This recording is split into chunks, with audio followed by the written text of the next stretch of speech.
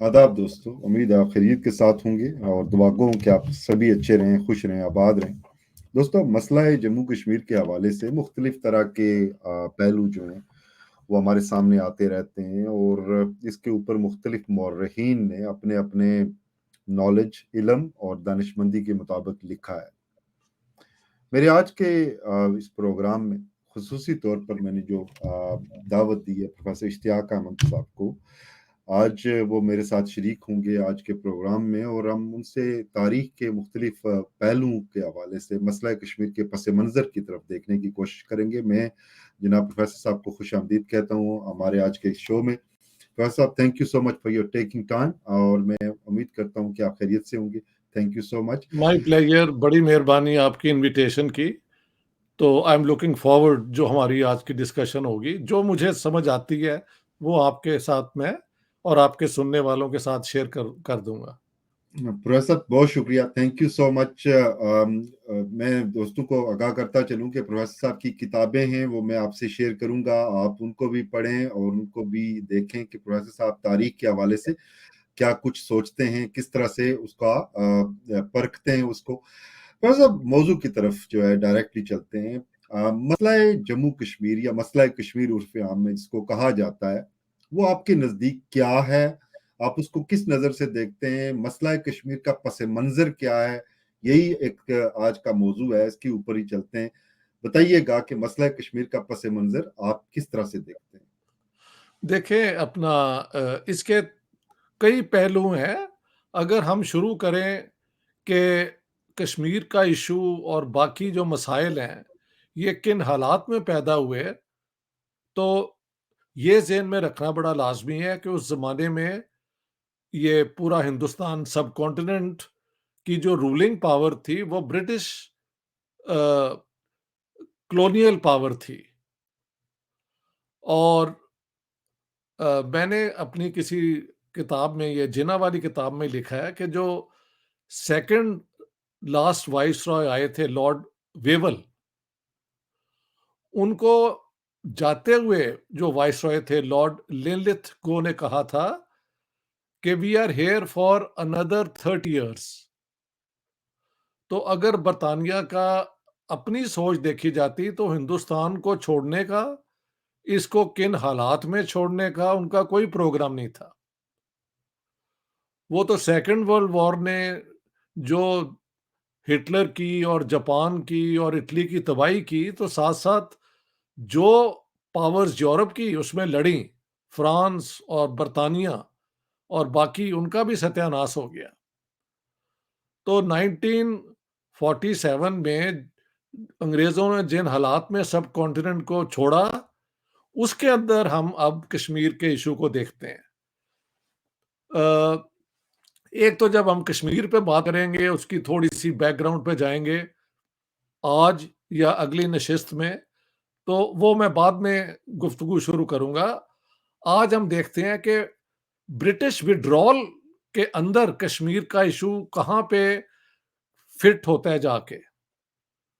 तो देखें, 1935 एक्ट के तहत बरतानिया ने हिंदुस्तान में जो थी ना उनकी gradual reform towards self government, उसमें इजाफा ये किया कि जो राइट टू वोट 1919, तो ये फिर भी ये 35 मिलियन बन जाते थे, क्योंकि उस जमाने में पूरे हिंदुस्तान की पॉपुलेशन जो थी वो नियरली 400 मिलियन हो चुकी हुई थी। तो उसमें से 35 मिलियन को मिल जाना इज लेस देन 10% एक्चुअली देखा जाए। समझ गए आप, या 10% आप कह लें, ठीक है। 1935 के एक्ट के तहत जब इलेक्शन उन्होंने करवाए 1937 में, तो शिक ये थी कि प्रिंसली स्टेट्स जो हैं, जब तक वो ज्वाइन नहीं करेंगी तो जो है ना फेडरल कैरेक्टर, यानी एक पूरे इंडिया की हुकूमत, वो नहीं बनेगी। और ऐसे ही हुआ। सिर्फ इलेक्शन प्रोविंशियल लेवल पे हुए और 6 से लेके 7-8 प्रोविंसेस में हुकूमत कांग्रेस की बन गई। मुस्लिम लीग की कहीं भी नहीं बनी। तो ये है पहला मूव ऑन प्रिंसली स्टेट्स। उनको अंग्रेजों ने बाकी हिंदुस्तान के जो प्रोविंसेस थे ना, कहा जाता था कि British India consisted of two types, directly administrated provinces जहां पे उनकी अपनी हुकूमत थी, डेप्टी कमिश्नर, ये सारा कुछ, और प्रिंसली स्टेट्स जिनके साथ अंडर ट्रीटी उनकी एक अंडरस्टैंडिंग थी। ठीक है। फिर आ जाता है कि जैसे आप भी जानते हैं, मेहल आपके सुनने वाले भी जानते हैं, इंडियन नेशनल कांग्रेस जो हिंदुस्तान की आज़ादी की जिद्दोजहद कर रही थी, उसका मौक़िफ़ ये था कि हम सारे इंडिया को यूनाइटेड रखेंगे, इसकी हम डिवीज़न नहीं चाहेंगे।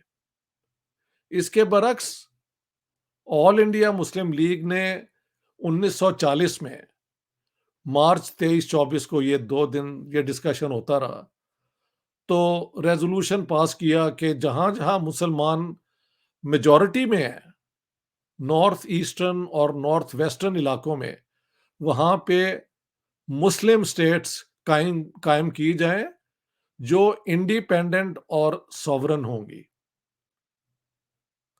तो ये 1940 का रेज़ोल्यूशन जब आ गया, तो in all India Muslim league की सारी मुहिम मैंने जिन्ना वाली किताब में दिखाई है, भरपूर तरीके से ये ही इसी तरफ हुई कि मुसलमानों को कन्विंस किया जाए कि आप पाकिस्तान के हक में आ जाएं।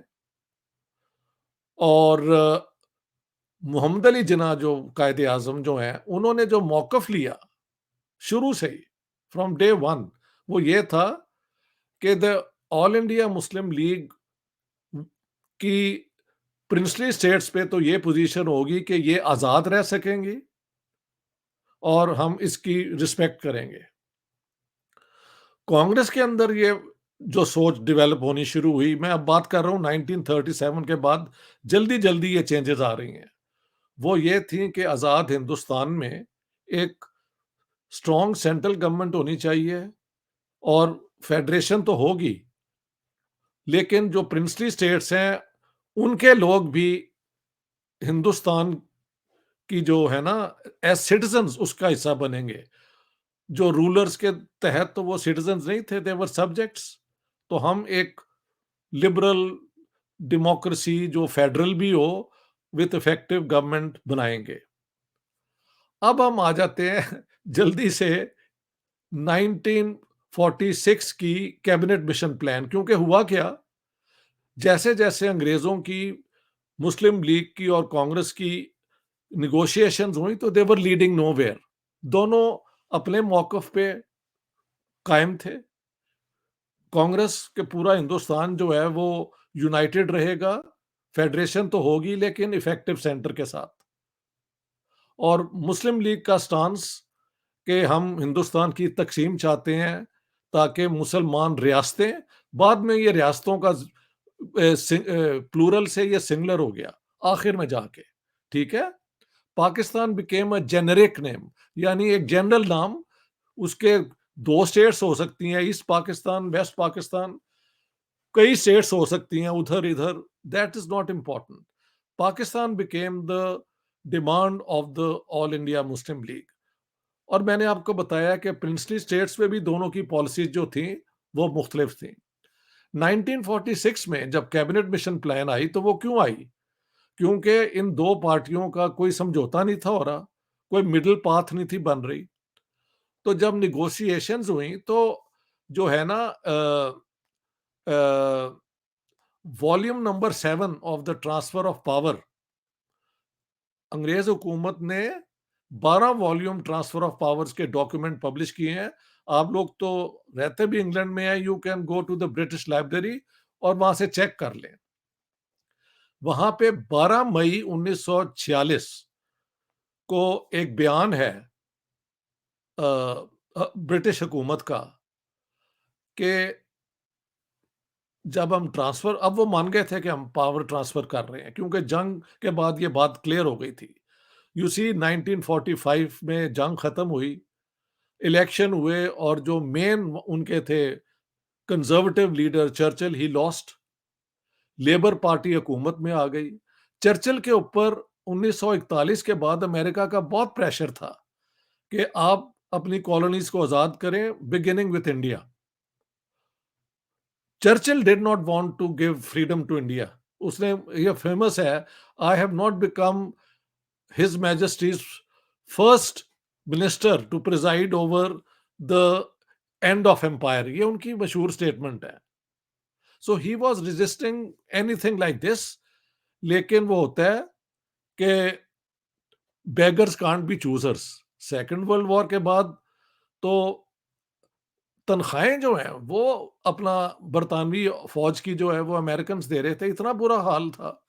और आप जाके पूछ लें पुराने पुराने अंग्रेजों से, इतनी राशनिंग हुई थी कि इंडिया में लोग कम से कम पंजाब इधर खाना बेहतर खाते थे, वहां पे बुरा हाल था। तो the second world war had actually destroyed England from with in, even when they had one the war. अब इन हालात में जो है ना, 12 मई 1946 का जो बयान है, ये वॉल्यूम नंबर 7 में आप देख लें। वहां उन्होंने कहा है कि जब हम ट्रांसफर करेंगे पावर, तो पैरामाउंसी, पैरामाउंसी क्या है? बर्तानिया के साथ जो है ट्रीटी, उसे कहते हैं पैरामाउंसी। के ये प्रिंसली स्टेट्स ने एक के बाद एक बरतानवी हुकूमत का की पनाह आप कह सकते हैं, उनकी सिक्योरिटी ले ली थी। उसके इवज में उन्होंने इंटरनल ऑटोनॉमी दे दी थी, और हर स्टेट के अंदर उन्होंने अपना एक पॉलिटिकल रेजिडेंट रखा था जो खबरें भेजता रहता था कि यहाँ पे क्या हो रहा है, क्या नहीं होना चाहिए। तो हुक्म अंग्रेज का चलता था, लेकिन इनडायरेक्टली जो प्रोविंसेस थे, पंजाब, बंगाल, गुजरात, यहाँ पे डायरेक्ट हुकूमत थी अंग्रेजों की। ये तो फर्क था। उधर वो जाते थे थ्रू द महाराजा नवाब, लेकिन रिपोर्ट्स आती रहती थी रेजिडेंट की कि यहाँ पे ये हो रहा है, यूं यूं हो रहा है। ठीक है।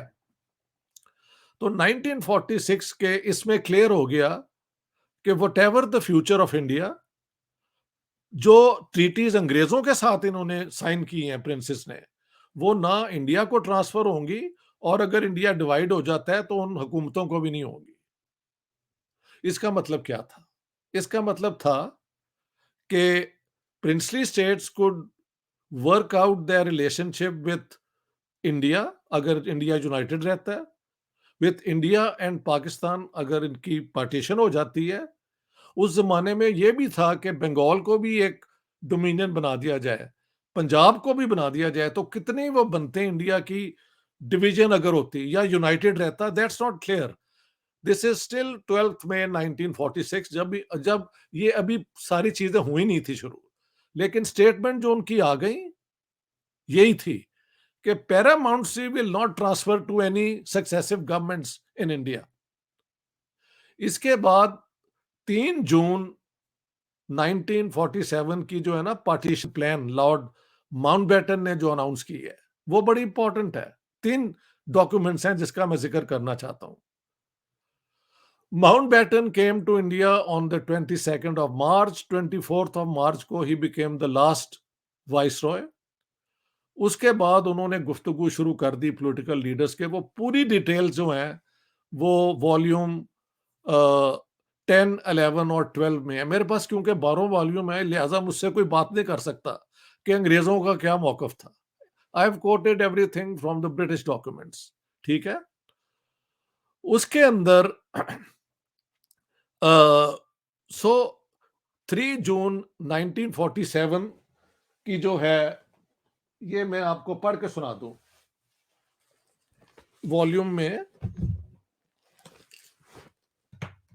ये कैबिनेट मिशन प्लान आनी थी 16 मई को, ये 12 मई उससे पहले की स्टेटमेंट है। वो ये है, the states, his majesty's government wish to make it clear that the decisions announced above relate only to British India, and that their policy towards Indian states contained in the Cabinet Mission Memorandum of 12th May 1946 remains unchanged. और वो क्या था मैंने आपको बता दिया है कि paramountcy will not be transferred to united India और डिवाइडेड इंडिया। ठीक ठीक है। उस्ताद जी, अब हाँ जी। जाहिर बात है कि आपने जो बड़ा वजाहत के साथ जो है तारीख का तसलसल बताया, जी, और तारीख का तसलसल, अगर इसको cutting very long story in short, कि 15 अगस्त को नहीं, एक भारत, चीज़ मुझे ज़रा बता लेने दें, एक चीज़ बता जी लेने दें, जी जरूर। क्योंकि इसके बाद सिर्फ़ एक और एक्ट है, हम्म, वो है 18 जुलाई 1947 का इंडियन इंडिपेंडेंस एक्ट। हाँ जी। ये 3 है ना, 12 मई 46, 3 जून 1947 और 18 जुलाई 1947। इसलिए मैंने बता दिया कि अगर आपके जो हैं लोग जाके रिसर्च करना चाहें तो उनके लिए आसानी हो जाए कि क्या-क्या जाके पढ़ना है। वहाँ पे भी बिल्कुल ये रिपीट किया गया है कि ऐसे ही है, पैरामाउंट बिल्कुल सी ऐसे। Does not transfer to either India or Pakistan. Princely states can have to work out their relationship with India, Pakistan, and that can be कि उनके साथ कोई ट्रीटी कर लें या वो इंडिपेंडेंट भी अपने आप को डिक्लेयर कर दें। मैं अच्छा, इसी बात हाँ, पर आपकी जी, तवज्जो दिलाना चाह रहा था। जी, प्रोफेसर साहब, जाहिर बात है कि 15 अगस्त को भारत और पाकिस्तान जो है दो आज़ाद मुमलकतें वजूद में आ गई। जी, तो क्या कश्मीरी ये बात समझने में दुरुस्त है कि 15 अगस्त को जब बरतानिया का इक़्तिदार आला जी। ट्रांसफर हो गया, यहाँ से ख़त्म हो गया, तो उसके साथ ही महाराजा कश्मीर और प्रिंसली स्टेट्स जो दीगर थी बर्रे सगीर में, उनका भी इक़्तिदार आला ख़त्म हो गया, और अब जम्मू कश्मीर भी भारत और पाकिस्तान की तरह एक आज़ाद और खुद मुख्तार मुल्क या रियासत की हैसियत से कायम हो गई थी। उसके इक़्तिदार आला के मालिक और मुख्तार जो थे, क्या आप समझते हैं कि रियासती अवाम बन चुके थे? नहीं, बिल्कुल नहीं। पाकिस्तान और इंडिया के अंदर तो उन्होंने ट्रांसफर कर दी थी ना पावर, यही तो मेन डिस्टिंक्शन है कि the power transfer of power applies only to the British India, जो डायरेक्टली ब्रिटिश एम्पायर नहीं, ब्रिटिश इंडिया, जहां पे उनके ये प्रोविंसेस थे, पंजाब, बंगाल, गुजरात, आप गिनते जाएं, हाँ जी, सीपी, यूपी, यहां पे हुआ है। प्रिंसली स्टेट्स जो थी उन महाराजा के पास वापस राइट आई ना, वहां पे लोगों का कोई जिक्र भी नहीं है। It's only that paramount returns to the princely states, और प्रिंसली स्टेट्स का जो हेड होता है वो तो महाराजा या नवाब होता है। तो ये बिल्कुल गलतफहमी है कि हिंदुस्तान और पाकिस्तान की तरह, एक्चुअली ये भी कहना चाहिए कि जब तक इन्होंने अपनी कॉन्स्टिट्यूशंस ही ना बना ली पाकिस्तान और इंडिया ने, तो ये तो ब्रिटिश डोमिनियन थी, इंडिपेंडेंट थी, लेकिन head of state ultimately was the British monarch. वो तो जाके महल कब कॉन्स्टिट्यूशन बनी है, 52 में इंडिया की बनी है, 56, तो वो फिर रिपब्लिक हो गए हैं। 56 में पाकिस्तान की। हाँ, हमारी 56 में बनी है, तब तक तो ये डोमिनियन थी। प्रिंसली स्टेट्स में no, no, no, no, not to the people. People तो दोनों जगह पे नहीं ना हुए, मतलब पार्टीज को किया गया ना जी। तो आप कह सकते हैं चलो इंडिया पाकिस्तान में क्योंकि इलेक्शन हुए थे 45 46 के, तो पीपल भी इन्वॉल्व है, बट प्रिंसली स्टेट्स में तो कहीं कुछ ऐसी चीज नहीं हुई। हम्म, तो उस दिन maharaja of Kashmir, like the nawab of Junagadh और द निजाम ऑफ हैदराबाद और द महाराजा ऑफ बड़ौदा, जिसका भी जिक्र कर लें आप, वो लोग इस हक पोजीशन में थे कि वो हिंदुस्तान के साथ ट्रीटी कर लें, वो पाकिस्तान के साथ कर लें, या वो आज़ाद रहना चाहें। लेकिन यहाँ ये बात बताने की ज़रूरत है कि 45 के बाद कांग्रेस ने बहुत मुहिम शुरू कर दी थी, ख़ास तौर पे सरदार पटेल ने, कि जितने भी प्रिंसेस थे ना जो हिंदुस्तान के अंदर आ रहे थे, उनको कन्विंस किया जाए कि आप इंडिया में मर्ज हो जाएँ। और वहां पे उन्होंने कांग्रेस पार्टीज भी बना ली थी। इसमें और मुस्लिम लीग में फर्क है। मुस्लिम लीग ने कभी अपनी ब्रांचेस जो हैं प्रिंसी स्टेट्स में नहीं खोली। आपके वहां पहले मुस्लिम कॉन्फ्रेंस बनी और फिर उसके दो हिस्से हुए, नेशनल कॉन्फ्रेंस और मुस्लिम कॉन्फ्रेंस। लेकिन कांग्रेस ने हर जगह पे, even in I think Kashmir, but you would know better, उन्होंने हर जगह अपने लोगों को तैयार किया कि वो मुहिम शुरू करें, महाराजा, नवाब, इनके इनको कि आप इंडिया ज्वाइन करें। नहीं उस्ताद जी, उस्ताद मोहतरम, अगर हम एक मुहज़्ज़ब लफ्ज इस्तेमाल कर लें जो आज के दौर में नई इजाद है, प्रॉक्सी वार जो है ये उस वक्त से भी स्टार्ट थी। आप कह सकते हैं प्रॉक्सी। हाँ जी, देखें कश्मीर के ऊपर, अब कश्मीर की कंपोजिशन आप देख लेना। कश्मीर की 1947 में टोटल पॉपुलेशन 74 से 78% मुस्लिम थी, और उसका महाराजा जो था वो डोगरा हिंदू था। कश्मीर वैली जो है वो 96% के करीब मुसलमान थी। जम्मू के अंदर, जम्मू जो प्रोविंस अगर हम कहें, सिटी के अलावा जो बाकी उसके डिस्ट्रिक्ट हैं, उसमें 62% मुसलमान थे। लद्दाख जो है वो तो ना इधर ना उधर, फिर बल्तिस्तान और गिलगित, इसको हम नहीं इंक्लूड करते आज की डिस्कशन में, ठीक है ना? क्योंकि वो इसको तो, नेक्स्ट करेंगे। हाँ, वो अंदर ट्रीटी थे ना, टू द महाराजा, और उसपे एक और बहस है कि क्या वो कश्मीर का हिस्सा थी या अंडर ट्रीटी थी। आज हम सिर्फ कश्मीर की जो मेन चीजें हैं उसके, ये जो है जम्मू और कश्मीर की बात करें तो वो यूं था। हुआ क्या था कि जम्मू कश्मीर के अंदर जो मुसलमान थे वो ज्यादातर गरीब थे, और वो किसान ज्यादा थे, और लैंडलॉर्ड जो थे वो ज्यादातर हिंदू थे, जिसकी वजह से शेख अब्दुल्ला जो हैं, जो शुरू में मुस्लिम कॉन्फ्रेंस के लीडर बने, वो कांग्रेस की तरफ उनकी रुजू इसलिए हुई कि जवाहरलाल नेहरू ने 1937 में, नहीं 1936 में लखनऊ में डिक्लेयर कर दिया था कि आजाद हिंदुस्तान के अंदर हम जिम्मेदारी अबॉलिश कर देंगे। लेकिन मुस्लिम लीग ने कोई ऐसा प्रोग्राम नहीं था दिया। इनका तो मौकफ भी ये था कि प्रिंसली स्टेट्स को हम हाथ नहीं लगाएंगे। तो महाराजा जो है आपका, जो कश्मीर का है, ऑल्दो ही वाज वो तो हिंदू थे, तो आप ये कह सकते हैं कि अगर पार्टीशन होती है मजहब की बुनियाद पे, one would expect him to be pro India. लेकिन अगर उन्होंने अपनी स्टेट के अंदर जो उनके सपोर्टर्स थे, लैंडलॉर्ड, उनकी प्रॉपर्टीज को संभाल लें, तो मुस्लिम लीग के साथ उनको आना चाहिए। तो वो इस डबल माइंड में थे, वेयर टू गो।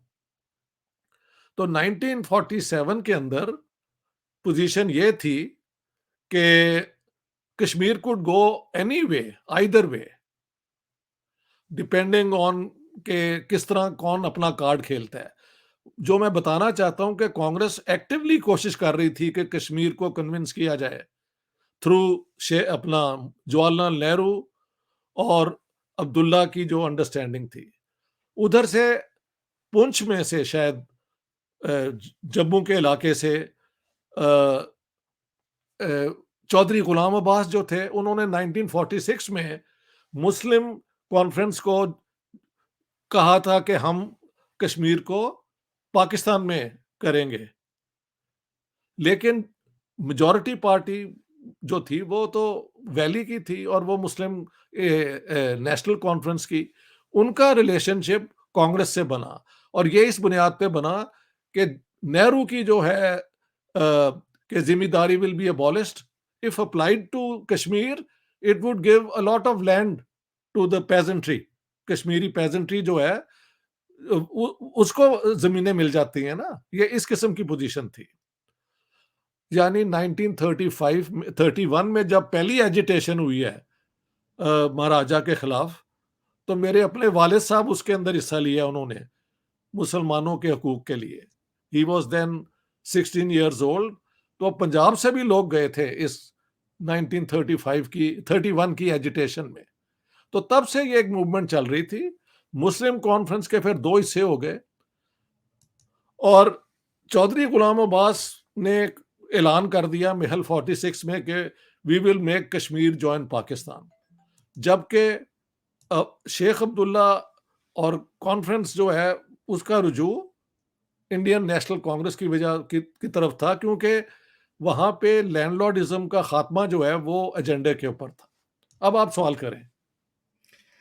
नहीं, अब आपकी बात से बहुत सारी मालूमात भी मिल रही है और बहुत सारे सवालात भी उठे हैं। जी, प्रोफेसर साहब, आपने बताया कि शेख मोहम्मद अब्दुल्ला जो थे, किसी दौर में उन्हें शेर कश्मीर कहा जाता था, वो उनका रजू जो था या उनका जो मतवज्जे होना था वो हमेशा आप क्या देखते हैं कि वो इंडियन नेशनल कांग्रेस के साथ ही रहा या फिर वो एक मतनू सोच के मालिक थे? आपने उनकी शख्सियत में क्या कोई इस तरह का तजाद पाया है दौरान मुतालिया? देखिए जब वो बन गए अपना ए,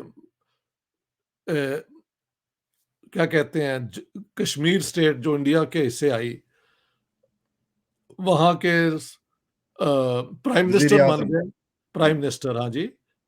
तो उनका दो यही कहा जाता है ना कि अब झगड़ा ये है कि शेख अब्दुल्ला की कंस्टिट्यूएंसी तो मुसलमानों की थी, लेकिन अ, इंडिया के साथ जो उनके रिलेशनशिप थे, वहां पे उनको रेजिस्टेंस भी मिली विद इन। जम्मू के महाराजा ने भी तो इनको रेजिस्ट किया ना, उनके भी तो अपने वो क्या थे, पंडित काक, वो चाहते थे पाकिस्तान रामचंद्र के का। साथ मिल जाना। तो वहां पे भी ये झगड़ा चल रहा था कि एक हिंदू प्राइम मिनिस्टर और वहां के महाराजा जो हैं उनकी एक पोजीशन है। महाराजा की टुवर्ड्स इंडिया हो सकती है, but he hated Nehru. Why? Because Nehru wanted to abolish big landlordism. आप यूं भी तो देखें ना, तो actually the maharaja wanted to remain independent. इसमें दो बात, कोई शक की बात नहीं है। Maharaja of Kashmir wanted his state to remain independent, क्योंकि ये शिक मुमकिन थी। यहां पे बात महल आज के दिन हम खत्म करते हैं और सवाल लेते हैं, ताकि अगली दफा कि ये पाकिस्तान और इंडिया की तरफ से जो मूव हुए, उसका कश्मीरियों के ऊपर और कश्मीर की मूवमेंट के ऊपर क्या असर हुआ। लेकिन अगर आप इसमें कोई और सवाल लाना चाहते हैं, तो मैं आपके लिए यहाँ हाजिर हूँ। बहुत शुक्रिया। मैं यहाँ पर जो देख रहे हैं या देखेंगे, अगर वो सवाल करना चाहें प्रोफेसर साहब से तो बता सकते हैं, यहाँ पर लिख सकते हैं। इसके अलावा अगर कोई सवालों के जवाब हम नहीं दे पाए तो हम अगले प्रोग्राम में रख लेंगे। 2 हफ्तों के बेशक, बाद हमारा अगला बेशक, प्रोग्राम बेशक। होगा।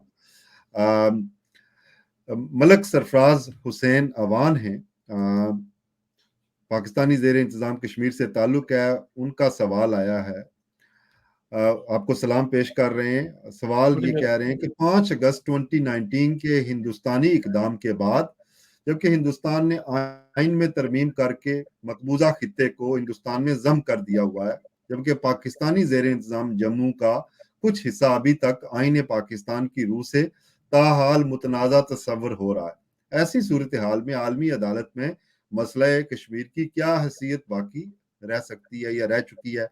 तफसील से रोशनी डालिएगा। देखिए, ये अगली दफा रखते हैं, क्योंकि जरूर। उसके अंदर हमको यूएन रेजोल्यूशंस को भी देखना पड़ेगा ना। जी। और ये जो इन्होंने इशारा किया है, आप ज़रा दोबारा मुझे बाद में भेज देना, मैं इसको भी चेक कर लूँगा। मैं हमेशा प्रॉपर स्टडी करने के बाद बात करना चाहता हूँ, ताकि जी। कोई ऐसा मेरे तरफ से बयान ना हो जाए जो इर्रिस्पॉन्सिबल निकले। ठीक है ना? बिल्कुल दुरुस्त है। हाँ। फिरोज साहब, जाहिर है और भी सवाल आएंगे, लोग अगर करना चाहें तो हमारे पास तकरीबन आधा घंटा बाकी है और हम जी, जी। चाहेंगे कि लोग इसके ऊपर पूछें। फिरोज साहब, आप बताइएगा कि आपने अपनी गुफ्तगू में बहुत सारी चीजों की तरफ इशारा किया, तो क्या हम इस चीज को बिल्कुल दुरुस्त समझें कि जब हिंदुस्तान तकसीम हो रहा था तो बर्रे सगीर के अंदर जो बड़ी पार्टियां थी, मुस्लिम लीग और इंडियन नेशनल कांग्रेस, जी, उनकी पॉलिसियों में तो जाहिर है फर्क था, तकसीम था, तजाद था। जी, जबकि मुस्लिम लीग जो थी उसकी पॉलिसी बड़ी वाजिया थी प्रिंसली स्टेट के हवाले से, जिस तरह आपने फरमाया। और बिलखसूस जो उन्होंने जना साहब का एक हिस्टोरिकल बयान भी रिकॉर्ड पर मौजूद है कि हिंदुस्तान और पाकिस्तान के जो आज़ाद होते ही जो प्रिंसली स्टेट हैं, शाही राजवाड़े हैं, उन्हें ये हक हासिल होगा कि वो चाहे तो आज़ाद रहें, चाहे तो हिंदुस्तान और पाकिस्तान में से किसी एक का इंतखाब कर लें। क्या आप जी। इसके ऊपर? जी। जी, जी, बिल्कुल ऐसे ही है। यही तो मैं कह रहा हूँ कि उन्होंने 1937 से ये बयान देना शुरू कर दिया था। देखें ना, जब इलेक्शन हुआ 1937 का, तो कांग्रेस ने तो जीत ली थी सीटें हर जगह, और मुस्लिम लीग की बिल्कुल छुट्टी हो गई थी। इन्हें तो पंजाब के अंदर 75 रिजर्व सीट्स थी मुसलमानों की, इनको सिर्फ 2 मिली थी। उनमें से भी 2 की 1 हो गई, क्योंकि राजा गजनफर अली जो इलेक्ट हुए थे मुस्लिम लीग के टिकट पे, उन्होंने क्रॉस करके जो पंजाब की रीजनल पार्टी थी ना, पंजाब यूनियनिस्ट पार्टी, सर उस जमाने में सर सिकंदर याद थे उसके, हाँ जी, प्रेसिडेंट, वो ज्वाइन कर ली थी। सिंध के अंदर इनको 1 सीट नहीं थी मिली। नॉर्थ वेस्ट फ्रंटियर के अंदर तो बल्कि प्रो कांग्रेस जो थी खुदाई खिदमतगार, वो स्वीप कर गई थी, वहां पे भी 0 सीट्स मिली थी। तो जो मुस्लिम मेजॉरिटी प्रोविंसेस थे वहां पे तो the Muslims had rejected the All India Muslim league, और उन्होंने अपनी रीजनल पार्टीज को दिया था। नॉर्थ वेस्ट फ्रंटियर में उन्होंने दिया था इनको वोट खुदाई खिदमतगार को, पंजाब के अंदर पंजाब यूनियनिस्ट पार्टी को, और सिंध के अंदर उन्होंने सिंध इत्तेहाद पार्टी थी अल्लाह बख्श सुमरू की, और ग्रुपिंग्स थी। But Muslim League got no seats. Balochistan तो तब प्रोविंस था नहीं, तो वहां पे तो इलेक्शन नहीं थे होते। वहां पे शाही जिरगा था। 7 प्रिंसली स्टेट्स थी, कलात, केरान और ये लस बेला, ये उसके तहत होती थी।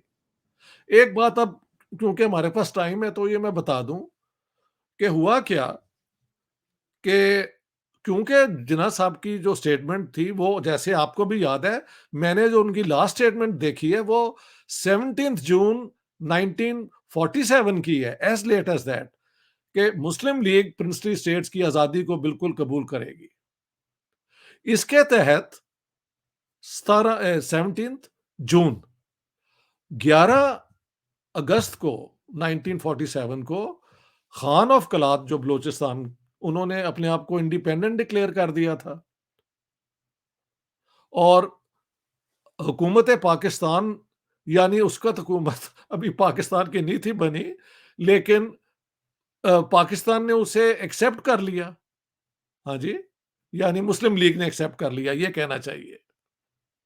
लेकिन 15 अगस्त को जब नवाब ऑफ जूनागढ़ और उसके साथ एक मंडावट स्टेट है, इन लोगों ने पाकिस्तान ज्वाइन किया, तो 15 सितंबर को, 1 महीने के बाद, मुस्लिम लीग ने उनकी एक्सेशन को एक्सेप्ट कर लिया।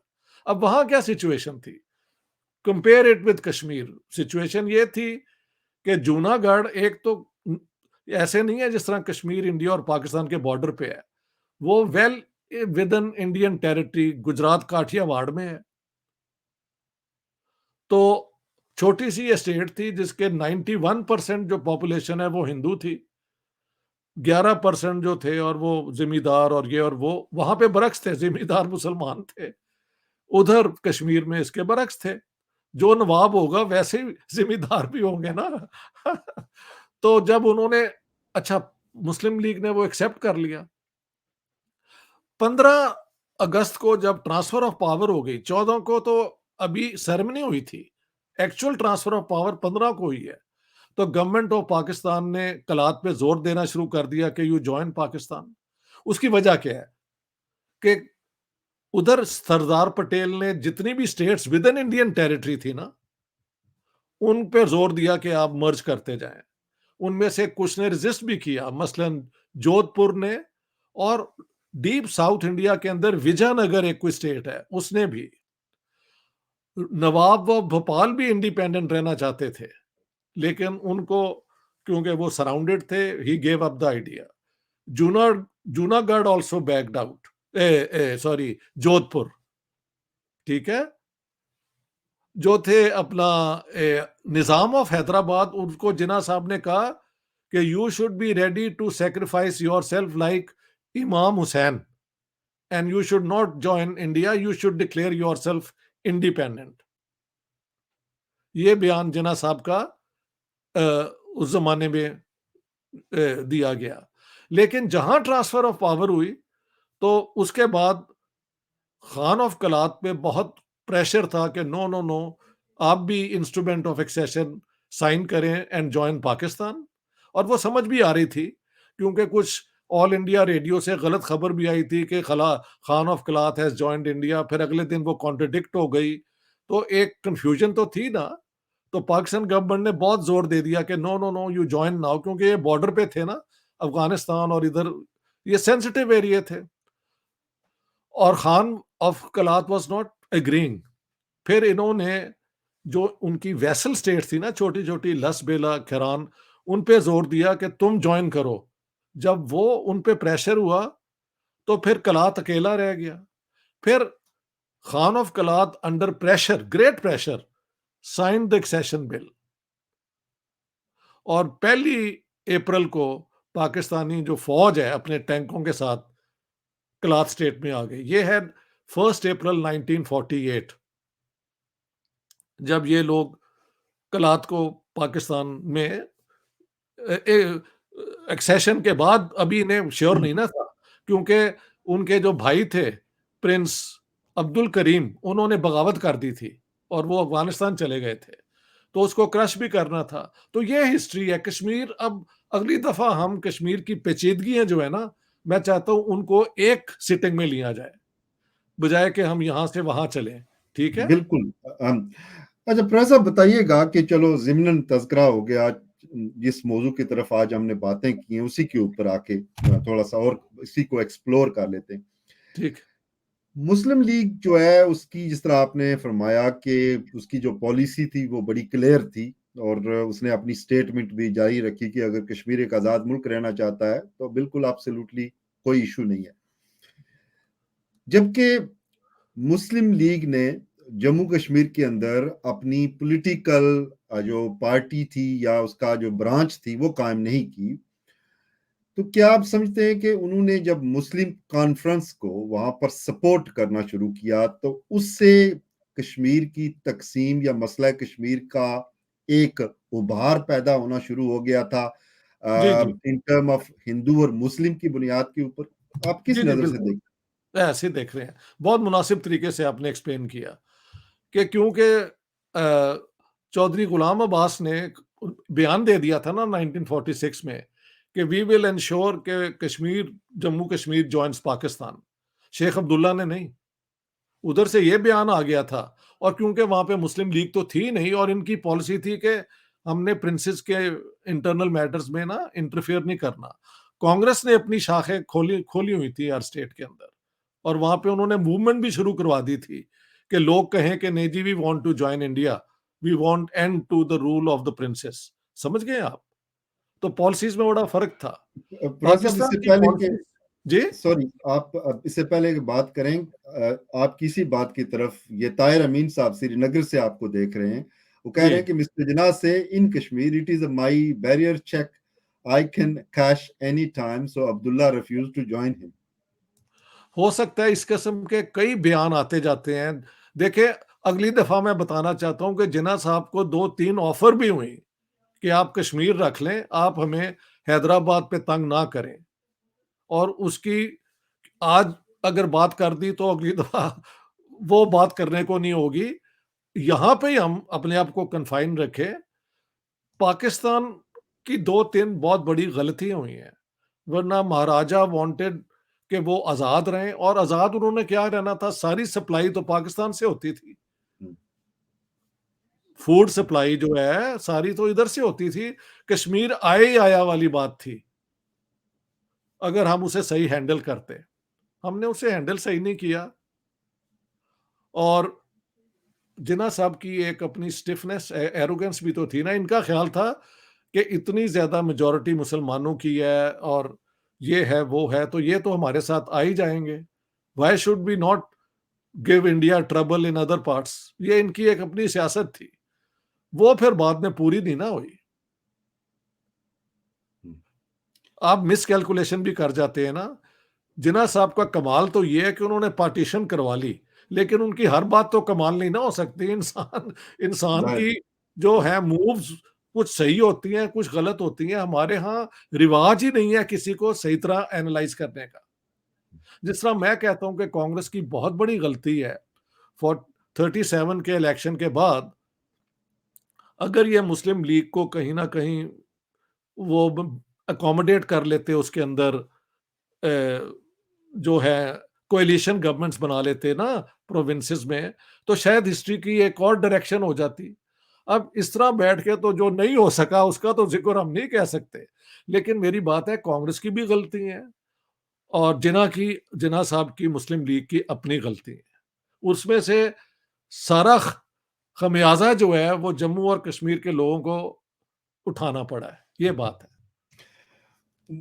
उसके ऊपर हम तफसीली अगले प्रोग्राम में रख लेंगे। जी, जी, जी, फैज साहब, इख्तितामी लम्हात की तरफ जा रहे हैं। बताइएगा कि इंडियन नेशनल कांग्रेस जो थी, एनसी जी, जो है, उसकी कश्मीर के उस वक्त के 47 में, उस वक्त अगर आप उसके ऊपर बता दें कि क्या उसकी मेन पॉलिसी थी या क्या क्या वो सोच रहे थे कश्मीर के ऊपर, प्रिंसली स्टेट्स के ऊपर, ताकि हम हमारे वो बैलेंस हो जाए थोड़ा सा, क्योंकि हमने जी। मुस्लिम लीग का तज़किरा किया।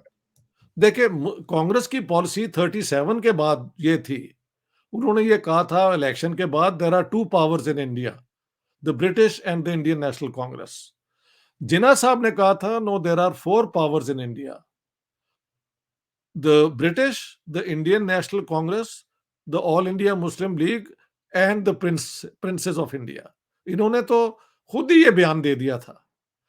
कांग्रेस की पॉलिसी उसके बाद बिल्कुल क्लियरली ये थी कि हमने दोबारा हिंदुस्तान को कभी इंपीरियलिस्ट पावर्स के लिए आसान नहीं छोड़ना। अब एक और आपको मैं बता दूं ना, जब ये कैबिनेट मिशन प्लान आई और उसके बाद 3 जून प्लान है और इंडियन इंडिपेंडेंस एक्ट है, तो यहां पे अंग्रेजों के दो मौकफ थे, ये जरा सुन ले। एक मौकफ था सर कॉनरेड कोरफील्ड का, जिनकी कोशिश थी कि पाकिस्तान और इंडिया अगर बन भी जाए ना, तो प्रिंसली स्टेट जो हैं वो इंडिपेंडेंट ही रहें और उनके साथ हम अपने ब्रिटिश जो पुराने रिलेशनशिप हैं किसी ना किसी तरीके से दोबारा रिस्टोर कर लें। माउंटबेटन और लेबर पार्टी पे जो जोर अमेरिका का था, वो ये अच्छा किया आपने ये पॉइंट ले लिया, क्योंकि अक्सर इस गुफ्तगू में जो फॉरेन पावर्स का रोल होता है और उनके इंटरेस्ट होते हैं वो समझ नहीं आते। हुआ क्या कि अमेरिका सेकंड वर्ल्ड वॉर में जब आया 7 दिसंबर 1941 के बाद, तो एशिया के अंदर तो पहली दफा उसने कदम रखा ना। बरतानिया तो हर जगह पे ये मौजूद थे और सेकंड वर्ल्ड वॉर में फिर हजारों में अमेरिकन ट्रूप्स जो हैं वो नॉर्थ ईस्ट में इंडिया के आके स्टेशन हुए। बर्मा की जंग में और वहां पे जापानियों के साथ उस जंग में उन्होंने हिस्सा भी लिया। हाँ जी। तो जो अमेरिकन यहाँ पे डिप्लोमेट आए हुए थे, वो बार बार लिख रहे थे कि कांग्रेस जो है ये सेकुलर है और डेमोक्रेटिक है, ये मजहब से आजाद होकर सब हिंदुस्तानियों को आजाद करना चाहती है बरतानवी हुकूमत से। मुस्लिम लीग के मुतालिक उनके नेगेटिव कमेंट थे कि ये एक डिवाइसिव पार्टी है जो मजहब की बुनियाद पे हिंदुस्तानियों को तकसीम कर रही है, और अगर हिंदुस्तान तकसीम होता है, तो ये भी सुन लें, तो क्योंकि American were involve in the Chinese struggle, China के अंदर दो स्ट्रगल चल रही थी। सोवियत यूनियन मदद कर रहा था माओ जे तुंग की, जापान जापानीज ऑक्यूपेशन के खिलाफ। जापानियों ने पता है बहुत जुल्म किया चाइना के अंदर, 25 मिलियन लोग मारे हैं इनके फ्रॉम 1931 टू 1945-46। हाँ जी। तो Soviet union was supporting Mao J Tung and the communist party, और जो उनकी कॉमेंटैंग थी, जो उनकी नेशनलिस्ट पार्टी थी चेंग काई शेक वाली, जो अब फॉरमोस यहाँ पे ताइवान में है, इनको सपोर्ट कर रहे थे अमेरिकन। और उस जंग के अंदर अमेरिका को नजर आ रहा था कि चीनी कम्युनिस्ट बढ़ रहे हैं और ये हार रहे हैं। तो अमेरिकन इन अंडरस्टैंडिंग सिक्योरिटी ये थी कि स्ट्रॉन्ग इंडिया जो है ना वो एशिया में तैयार किया जा सकता है चीन चीन के खिलाफ। हम सोचते हैं ये आज की बात है। नो नो नो नो, ये मैंने अपनी जो किताब है ना, पाकिस्तान द गैरजन स्टेट, उसमें बड़ी जोर से मैंने कहा है कि America was clear even then कि चाइना को रोकने के लिए इंडिया को तैयार करें, और इंडिया डिवाइड होता है तो इंडिया कमजोर होता है। तो American diplomats were writing in favour of Congress and against Muslim league. और सच्ची बात तो यह है कि 1946 में जिन्ना साहब ने मिस्टर इस्फहानी, जो इनके बड़े क्लोज एसोसिएट थे, उनको अमेरिका भेजा और कहा, देखो पाकिस्तान को आजाद होने दो, हम तो मुसलमान हैं, हम तुम्हारे लिए ये पूरे साउथ एशिया में जो एंट्री है ना, वहां पे बैठे होंगे, तो सोवियत कम्युनिज्म को वहां पे भी रोकेंगे, और क्योंकि मिडिल ईस्ट के साथ हमारे रिलीजियस लिंक्स हैं, तो हमारी फौज आपकी खिदमत वहां भी कर सकती है। तो ये ऑफर जिन्ना साहब की तरफ से थी, लेकिन अमेरिकन वर नॉट कन्विंस्ड। जब पाकिस्तान बन गया है तो एक एवी सी उन्होंने वो टेलीग्राम इनको दे दिए मुबारकबाद की, but till the very and they favoured the unity of India under Congress. Congress वो समझते थे डेमोक्रेटिक है, सेकुलर है, प्रोग्रेसिव है, एंटी लैंडलॉर्डिज्म है। ये देखें, अमेरिका का रोल सेकेंड वर्ल्ड वॉर के बाद बदला है। प्रेसिडेंट रूजवेल्ट जो थे वो तो बड़े सोशल लिबरल थे, जिन्होंने अपने मुल्क के अंदर जो अनएम्प्लॉयमेंट को खत्म किया था through state national activities, employment activities. तो इंडिया में नेहरू की थोड़ी सी socialist values, Fabian socialism, British, उसको ये सारे अमेरिकन अप्रिशिएट करते थे। जबकि मुस्लिम लीग के तो नारे वो यही थे, पाकिस्तान का नारा क्या, ला इलाहा इल्लल्लाह, और लेके रहेंगे पाकिस्तान जैसे लिया था हिंदुस्तान। तब इनको समझ नहीं आई कि नारों का अल्टीमेटली फायदा और नुकसान क्या है। तो अमेरिकन पॉलिसी यहां पे, और अलबत्ता चर्चिल हु वाज डिफीटेड, उनके जो बंदे इंडिया में थे, सर कॉनरेड कोरफील्ड, वो एनकरेज कर रहे थे प्रिंसेस को कि आप इंडिपेंडेंट रहें। लेकिन आखिर में कांग्रेस, माउंटबेटन और लेबर पार्टी की अंडरस्टैंडिंग अमेरिकन प्रेशर में ये हुई कि ठीक है, इंडिया जितना भी ज्यादा यूनाइटेड रहे उतना अच्छा है, इंडिया की बॉल्कनाइजेशन नहीं होनी चाहिए। बॉल्कनाइजेशन क्या होती है? छोटी छोटी स्टेट्स बन जाए। अलबत् बॉल्कनाइजेशन तो ना हुई, लेकिन पार्टीशन तो जरूर हो गई। अंग्रेजों ने अपनी इंटरेस्ट में वो पार्टीशन की है। अगली दफा आप पूछेंगे तो वो भी बता दूंगा, why did they partition India. मैं कई दफा सोचता हूं कि 20 साल पहले इन्होंने मुसलमानों की आखिरी सिंबल जो थी ऑटोमन एम्पायर, अंग्रेजों ने तबाह निस्तो नाबूद कर दी थी, और वहां पे इसराइल भी क्रिएट कर दिया था। तो वो लोग जो सारे मिडिल ईस्ट में से मुसलमानों की पावर को खत्म कर रहे थे, वो हिंदुस्तान में एक मुसलमानों की स्टेट क्यों बनाएंगे? मां सिवाय इसके कि उनका कोई अपना इंटरेस्ट था, और वो इंटरेस्ट ये था कि नेहरू और ये सोशलिज्म और सोवियत यूनियन को रोकने के लिए आप जरा कंजर्वेटिव इस्लाम को प्रमोट करें। और वही हुआ आखिर में, जो अफगान जिहाद उन्होंने पाकिस्तान के जरिए ही किया ना। तो अंग्रेज की अपनी चाल है, अमेरिका की अपनी पॉलिसी है। सर कॉनरेड कोरफील्ड की जो लॉबी थी वो फेल हो गई, हालांकि इन्होंने तैयार कर लिया था नवाब ऑफ भोपाल को और बाकियों को, लेकिन वो बैकआउट कर गए, क्योंकि जब नजर आया कि labour party, Mountbatten, Indian national Congress and America on top wanted no more division of India than just वो जो हुई थी। तो वहां पे ये ये टुवर्ड्स द एंड ऐसे इंडिया का शेप बना। बहुत शुक्रिया प्रोफेसर साहब। मैं यहाँ पर अनाउंस करना चाहूँगा, आप अगला हमारा जो शो होगा जी, वो 18 अप्रैल को Monday 4 PM UK time, 5 PM जो है वो यूरोपियन टाइम है, और 8 बजे पाकिस्तानी ज़ेर इंतज़ाम आज़ाद कश्मीर में, और 8:30 बजे हिंदुस्तानी ज़ेर इंतज़ाम श्रीनगर और जम्मू कश्मीर में होगा। प्रोफेसर साहब, कुछ सवाल हमारे है? पास हमारे कुछ, पास 10-11 मिनट है ना अभी। जी, मैं यही चाहना चाहता, इस्तेफादा करना चाह रहा था इस वक्त से, को हमारे पास 10-11 मिनट हैं, मैं चाहता हूं कि इसे इस्तेफादा कर लूं। अम, म- मुद्दे से टोटल हट कर अगर मैं आपसे ये पूछने की जिसारत करूं, और ये बड़ा करंटली दौरे हाजिर का जो आज के कल के दिन का है, पाकिस्तान के अंदर जो कुछ हुआ, हाँ मैं जी, चाहूँगा कि अगर आप 2 मिनट में इसके ऊपर अपना तबसरा मुझे दे दें कि आपने हाँ जी, क्या देखा, किस तरह से जी। देखा और क्या देखते हैं आप इसको, जो कुछ हो रहा है देखिए, ये जब से इस्लामी ये जमहूरियत क्राइसिस आया पाकिस्तान? है, तो मैं रोज़ शाम को पाकिस्तान को ही फ़ॉलो कर रहा था। तो अब देखें, जो पाकिस्तान कॉन्स्टिट्यूशन में जब वोट ऑफ नो कॉन्फिडेंस आ जाता है ना, तो हुकूमत जो है वो फिर इलेक्शन कॉल नहीं कर सकती।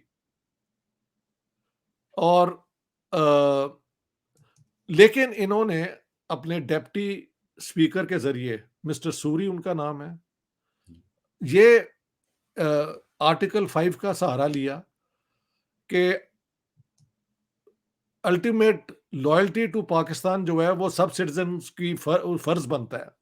और क्योंकि पाकिस्तान के खिलाफ एक फॉरेन कॉन्स्पिरेसी है और उस कॉन्स्पिरेसी को ऑपोजिशन जो है वो सपोर्ट कर रही है, तो पाकिस्तान की जो इंटेग्रिटी और यूनिटी है वो खतरे में है। इन हालात में हम नो कॉन्फिडेंस वोट को रिजेक्ट करते हैं और हम नए इलेक्शन का ऐलान करते हैं। जब ये हुआ तो एकदम खबरें बड़ी बाजार गर्म हो गया कि देखो जी, ट्रंप चाल, द कैप्टन ने गुगली कर दी है, ये वो जो हमारा तरीका है बात करने का। लेकिन रात को सोने से पहले मैंने नोट किया कि गवर्नमेंट ऑफ पाकिस्तान की एक नोटिफिकेशन आ गई कि Imran Khan is no longer prime minister of Pakistan.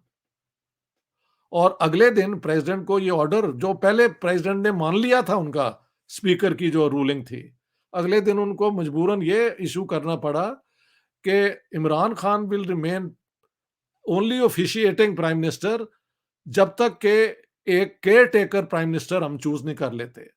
वहां पे जो दो नाम आए हैं वो जस्टिस साकिब निसार के और जस्टिस अजमत के हैं। जहां मुझे समझ आती है साकिब निसार का, और ये दोनों नाम दिए गए हैं अब किस किस को, इमरान खान को एंड शहबाज शरीफ को, लीडर ऑफ द ऑपोजिशन। ये दोनों अगर अग्री कर जाएं तो वही बंदा होगा, अगर ये ना करें तो फिर दोबारा महल सुप्रीम कोर्ट का के पास जाएगा एंड दे विल डिसाइड। जहां मुझे समझ आती है चीफ जस्टिस जो थे अपना साकिब निसार, उनका तो महल शहबाज शरीफ वेरी डिफिकल्ट कि वो उसे एक्सेप्ट करें। जस्टिस अजमत को मैंने इतना स्टडी नहीं किया, क्या दोनों को वो काबिल कबूल है? ये भी हो सकता है कि इमरान खान को जस्टिस अजमत काबिल कबूल ना हो, बट आई डोंट नो। तो अब ये जी। जो आई थिंक ट्रम्प कार्ड जो इमरान खान ने प्ले किया था, वो लगता है कि वो कामयाब नहीं हो सका। प्रोफेसर साहब, आप इस जो आपने जिस तरह बताया कि जिस तरह ये इकदामात जो हैं वो 3 मिनट के अंदर उठा दिए गए, डिप्टी स्पीकर जो हैं उन्होंने, फवाद चौधरी साहब ने तकरीर की और तकरीर के फौरी बाद जो है रूलिंग जारी हो गई। जबकि जो इसके अपोजिट पॉइंट ऑफ व्यू से देखने वाले हैं वो कहते हैं कि चूंकि एक नो कॉन्फिडेंस मोशन जो था वो प्रेजेंट था असेंबली के सामने, तो ऐसी सूरत में आप कुछ और नहीं कर सकते, बल्कि द आइटम वाज जो एजेंडे के ऊपर जो था नंबर 1 एजेंडा, उसको आपने पीछे करके आइटम नंबर 2 जो एजेंडे के उसको जो है पहले ले लिया, और फिर ये सारी चीजें फिर पाकिस्तानी सुप्रीम कोर्ट ने भी इसको सोमो 2 ले लिया है, उसका आज इब्तदाई समाअत भी हुई। हाँ, बिल्कुल, और बिल्कुल। उसके ऊपर तो क्या तबसरा करेंगे इसके ऊपर, नहीं, ये इसकी बात जनरल? दुरुस्त है। मैंने डिटेल में मैं नहीं था जा रहा कि आर्टिकल 6 भी तो है ना, कि आप मुल्क के अंदर बहरान पैदा नहीं कर सकते एंड इन पे भी केस चल सकता है कि इन्होंने मिसयूज की है अपनी पावर को। नो कॉन्फिडेंस वोट का जब आ जाता है ना मोशन, उसके बाद आप नए इलेक्शन कॉल नहीं कर सकते, क्योंकि then you are avoiding the no confidence motion ना। तो क्या लीगली ये किया गया है? इसके ऊपर भी सवाल उठेगा। कॉन्स्टिट्यूशनली ये दुरुस्त फैसला था deputy speaker of national assembly का? ये सारी लीगल बातें अब हमारे सुप्रीम कोर्ट के सामने आएंगी व्हाट आई वांट टू से इज कि जिन्होंने भी इनको एडवाइस किया कि आप यूं कर लें, वो खुशफहमी इनकी चंद घंटे ही रही है, क्योंकि इमरान खान ने कह दिया। मैं मुबारकबाद देता हूँ पीपल ऑफ पाकिस्तान को कि इतनी बड़ी साजिश जो हो रही थी, तो इन्होंने डिफीट कर दी है और ये और वो। अव्वल तो ये साजिश वाली बात पे भी लोग बहुत बड़ा सवाल उठा रहे हैं कि क्या कोई ऐसी साजिश है भी जो कि वाकई पाकिस्तान के प्राइम मिनिस्टर को और हुकूमत को ख़त्म करना चाहती थी, कि ये रेगुलर डिप्लोमेट्स के अंदर वो एक्सचेंज ऑफ नोट्स होते हैं और बड़े लो लेवल का वो बंदा है, लू या क्या उसका नाम है, अमेरिकन स्टेट डिपार्टमेंट का। तो does it constitute A conspiracy against, जिसके जिसके बुनियाद पे इन्होंने कहा है ना कि ये तो कंस्पिरेसी है, अगर हम नो कॉन्फिडेंस वोट होने देते हैं तो पाकिस्तान के खिलाफ जो एक कॉन्स्पिरेसी है वो कामयाब हो जाती है। ये इनकी पॉइंट ऑफ व्यू था चंद थोड़ा घंटों सा तक तो। हाँ, माजर चाहता हूँ, वो जो लेटर है वो मैंने भी देखा है, अब तो पूरी दुनिया को ने देख लिया है, उसमें तो कोई इस तरह की कोई चीज नहीं है। मैं आपको भी भेज दूंगा, कोई इतनी हाँ, ऐसी नहीं चीज मैंने नहीं नहीं देखा अभी तक, अगर भेज दे तो है। अगली दफा उसकी भी तैयारी कर लेंगे, ठीक है। जी हाँ, लेकिन वो जो खत है वो एक तो बेसिकली, या सो कॉल जो जिसे भी कह सकते हैं, उसमें कोई मुझे कोई ऐसी चीज नहीं दिखाई दी। मैं आपको भेजूंगा, आप खुद बेहतर तबसरा कर सकेंगे। हरफ आखिर के तौर पर हम तारीख के तुलबा को, स्टूडेंट्स को क्या कहना चाहेंगे, हमें तारीख को किन रमूज पे परखना चाहिए और तारीख का पैगाम क्या है हमारे लिए? देखिए, तारीख का पैगाम तो ये है कि पाकिस्तान बनने के बाद पाकिस्तान कभी एक जमहूरी रियासत नहीं बन सका। एक भी इलेक्शन जो हुआ है उसके बाद एक मुस्तहकम स्टेबल हुकूमत नहीं बन सकी। पहला इलेक्शन जब इन्होंने कराया, नेशनल इलेक्शन जो फेयर था और फ्री था, बिल्कुल, मैं उस इलेक्शन के अंदर मैंने उस कैंपेन के उसमें हिस्सा भी लिया था 1970 के इलेक्शन में। उस जमाने में general Yahya Khan martial law administrator थे। इलेक्शन रिजल्ट में 300 सीट्स थी नेशनल असेंबली की, जिसमें से क्योंकि ईस्ट पाकिस्तान की मेजॉरिटी थी पॉपुलेशन की, उनको 162 सीटें अलॉट हुई थी, उनको 161 मिल गई। तो पार्लिमानी निज़ाम जो आप बरतानिया में भी जानते हैं, जहाँ पे भी है, अवामी लीग को पूरा हक था कि वो हुकूमत कायम कर सकते। तो यहाँ के वेस्ट पाकिस्तान के जो उस ज़माने के बॉसेस थे, इंक्लूडिंग पीपल्स पार्टी, इन्होंने मिल के वो हुकूमत नहीं बनने दी और फिर सिविल वॉर हुई और पाकिस्तान टूट गया। उसके बाद आप देखें, कभी कोई एक प्राइम मिनिस्टर 5 साल पूरे नहीं कर सका। हाँ, कहा जाता है कि 2008 में पीपल्स पार्टी की हुकूमत आई, 200 2013 में मुस्लिम लीग की हुकूमत नवाज की आई। इन्होंने 5-5 साल किए हैं, लेकिन पूरे 5 साल प्राइम मिनिस्टर कोई नहीं कर सका। मुझे मेरा ख्याल है नवाज शरीफ को भी इन्होंने डी-सीट कर दिया था ना बिफोर ही कंप्लीटेड। और जब पीपल्स पार्टी की थी तो उसके अंदर 2-3 प्राइम मिनिस्टर आए थे। एक यूसुफ रज़ा गिलानी और फिर राजा परवेज राजा। अशरफ साहब। हाँ, तो फिर अब क्या किया जाए? पाकिस्तान ने कभी जमहूरियत को, वो आप देखें इसके, अब हम क्योंकि बातें कर रहे हैं, मैं कहता हूँ as a teacher I give comparison. 1996 में बीजेपी की हुकूमत पहली दफ़ा अंडर वाजपेयी पार्लियामेंट के अंदर उनकी सबसे ज़्यादा सीटें आई, लेकिन मेजॉरिटी नहीं। उनको कोalition पार्टनर की ज़रूरत थी, वो उनको ना मिल सके। तो मुझे याद है 13 दिन या पता नहीं 17 days as you calculate, I still remember seeing Vajpayee साहब सेइंग कि democracy is a game of numbers and we do not have the numbers on our side. तो उन्होंने रिज़ाइन कर दिया। फिर 98 में वो इलेक्ट होके आए और फिर बीजेपी का जो अरूज है कैसे हुआ, वो एक बिल्कुल और बात है। लेकिन जब इंस्टीट्यूशंस बन जाती हैं तो इंस्टीट्यूशंस के बाद होती हैं प्रैक्टिसेस जमहूरियत में। जमहूरियत सिर्फ बातों से नहीं होती, अमल से होती है। इंस्टीट्यूशंस, इंडिया का जो इलेक्शन कमीशन है, वो जो हुक्म देता है वो मानना पड़ता है उन्हें, और वो अब तब्दीलियां भी ले आता है। हमारे यहाँ तो कोई इंस्टीट्यूशन कभी नहीं बन सका। जो इंस्टीट्यूशन पाकिस्तान में हमेशा से कामयाब है, वो तो आपकी क्या कहते हैं, मिलिट्री और सिविल सर्विस है, जहां पे सिविल सर्विस जूनियर पार्टनर है, वो कैरी आउट करती है।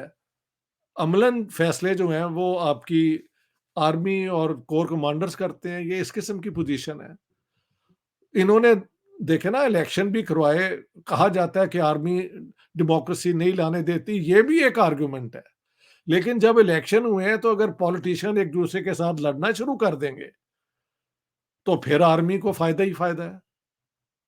तो पाकिस्तान की किस्मत जो है ना, इस एतबार से वो एक मेच्योर रिस्पॉन्सिबल स्टेट ना बन सकी। बल्कि मैं समझता हूँ कि कश्मीर का पूरा केस सत्यानाश भी हमने अपने जो भेज के ना, अपने वो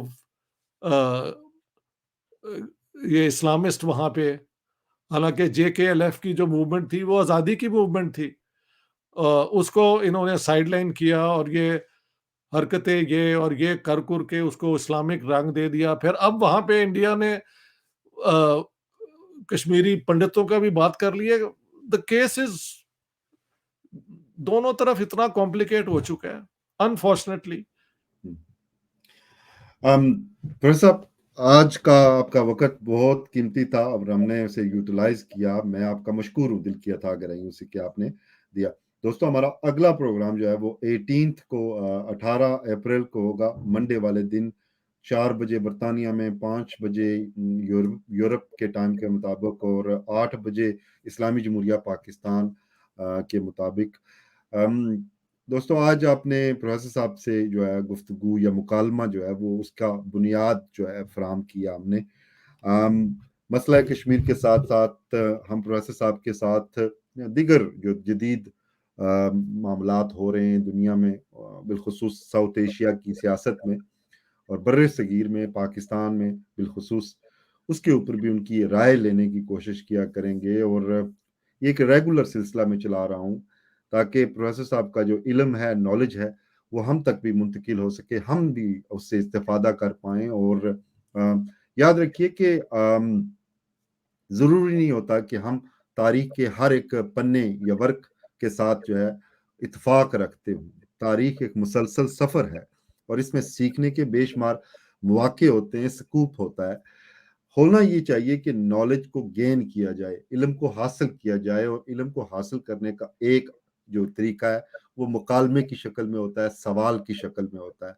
जब सवाल किए जाते हैं तो जवाबात मिलते हैं, फिर बंदा उसके ऊपर रिसर्च करता है, तहकीक करता है, और फिर आगे जाकर बेहतरी की तरफ हम जाया जा सकता है। मैं महसूस करता हूँ कि प्रोफेसर साहब जो हैं एक सरमाया हैं, बर्रे सगीर का एक सरमाया है, और मैं ये भी महसूस करता हूँ कि हम कश्मीरियों के लिए भी एक नादर मौका है कि हम उनके इल्म से और उनकी दानिश से फ़ायदा उठाएं और फ़ायदा उठाकर आगे बढ़ सकें।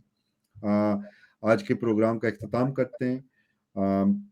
अगले प्रोग्राम तक आपसे दोबारा मिलेंगे। अपना बहुत सा ख्याल रखिएगा। बहुत शुक्रिया। Thank you very much. बहुत मजा आया आपसे बात करके।